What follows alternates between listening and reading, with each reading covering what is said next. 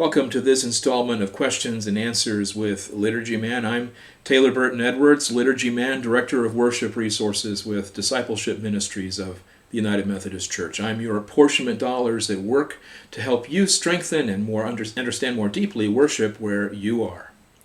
One of the questions I've received over the years a number of times and from a number of places in our connection is, why do we break the bread where we do in the Great Thanksgiving?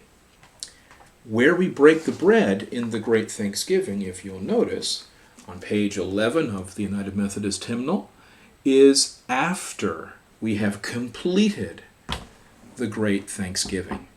We do not break the bread sort of in the middle of the prayer where Jesus says, "This is my body which is broken for you."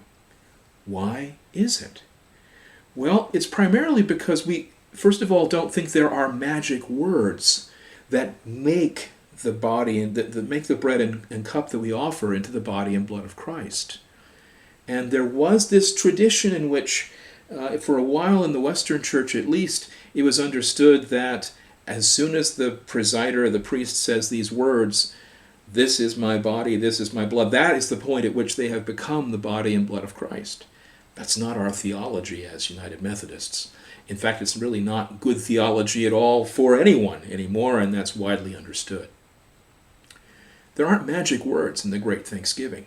The whole prayer is consecratory. That is, the whole prayer is the means by which we seek the work of God to consecrate the bread and wine which we offer, along with offering ourselves in this sacrifice of praise and thanksgiving. And so, rather than breaking the bread in the middle as if it were a reenactment or as if it were magic words, we wait to break the bread for the time where that makes logical sense. And the time that it makes logical sense to start to distribute the elements of a sacrifice back to the people is actually after the full sacrifice is complete. And that's what happens. We give thanks to God for all the ways in which God has saved the universe in the past. We give thanks to God specifically for how God has saved us in Jesus Christ. We call upon God to pour out the Holy Spirit upon the gifts we have offered and upon ourselves.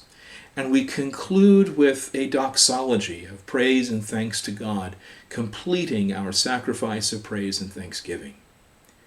We believe when we ask the Holy Spirit to be poured out upon these gifts of bread and wine, that to make them become for us the body and blood of Christ, that the Spirit answers yes.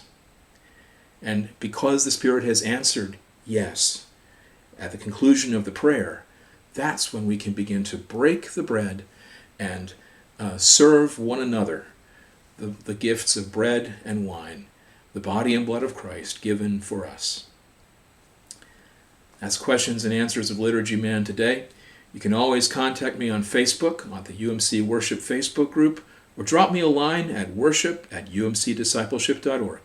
The peace of Christ be always with you.